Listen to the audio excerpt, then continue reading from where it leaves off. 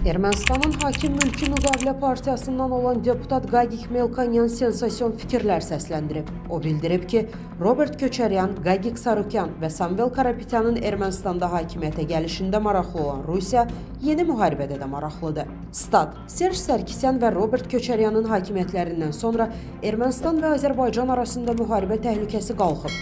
Dünya ölkəyə maraq göstərməyə başlayıb.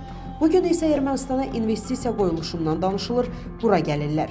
Çünki müharibə və təhlükə yoxdur. Hər şey yeni başlayır. Lukashenko bizi dövlət hesab etmirdi. Deyirdi ki, ermənilər əlimizdən hara qaçacaqlar, gedəcəkləri yer yoxdur. Amma indi müstəqilik. Ruslar bizi nə qədər qorxutsalar da öz yolumuzla gedə bilirik.